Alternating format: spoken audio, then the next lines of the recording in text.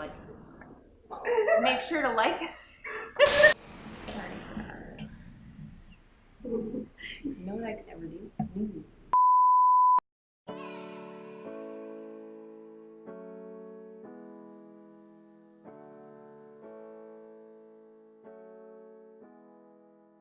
Hi guys, this is Erin with Lash Pro, and today we're going to be talking about 5 questions that you want to cover during your client consultations for lash extensions. Conducting a strong consultation is one of the most important responsibilities as a lash artist. It helps you determine what your client's looking for, as well as to set realistic expectations about what they can expect based on their natural lashes. Before you even begin asking questions though, you do want to make sure that you're setting yourself up for success. Make sure that your client does not have any eye makeup on so that you can clearly see their natural lashes and what you're going to be working with.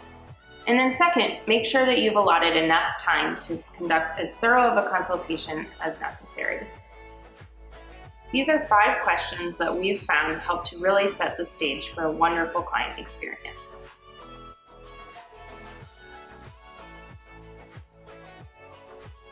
The first question we recommend asking is, have you gotten lash extensions before? Understanding whether they've had extensions before will really help to set the context. You can ask about their experience and find out what they liked about it and what they didn't like about it.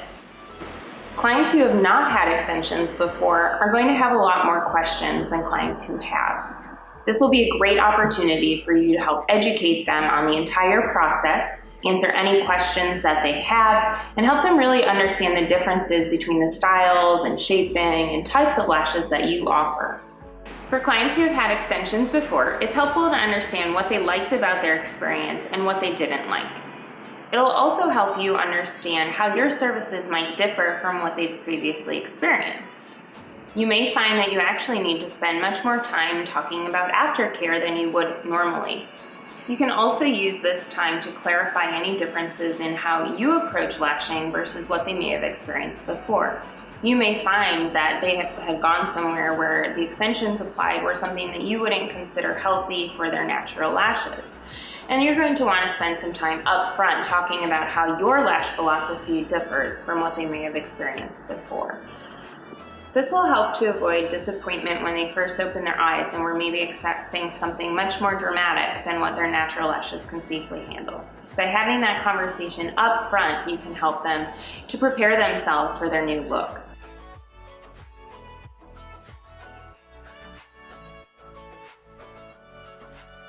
The second question you're going to want to ask your client is about what type of look they're going for. Everyone's interpretations of what's natural and dramatic differs, so it's very important for you and your client to get on the same page.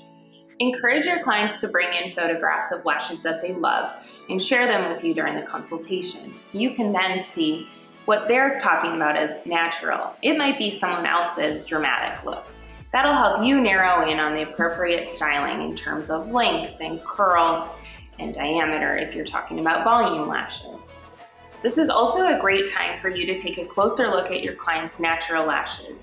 You're going to want to set realistic expectations for them. They may not always be able to safely handle what they would like. It's best to be very clear and upfront about those types of things. At the end of this part of the conversation, we do recommend summarizing back to your client what you had discussed to make sure one last time that you're on the same page.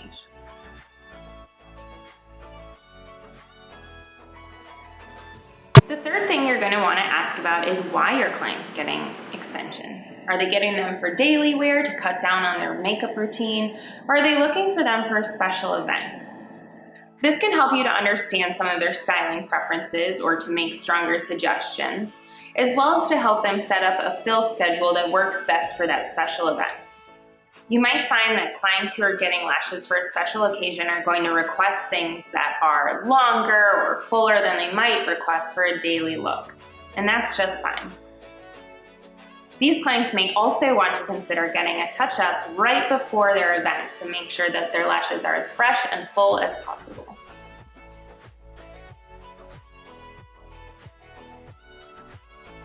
The fourth thing that you want to ask about is their lifestyle.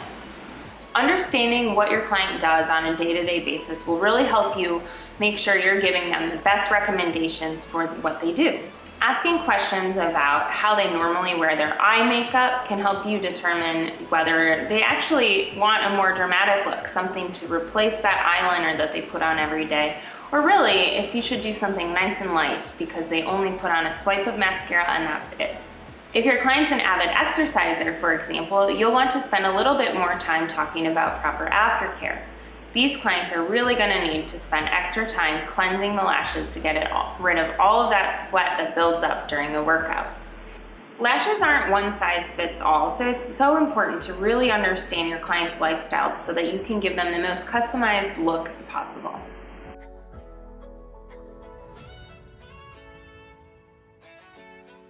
And finally, the last thing that you'll want to ask about in your consultation is whether your clients experience any allergies to lash extensions or sensitivities to eye treatments they've received in the past.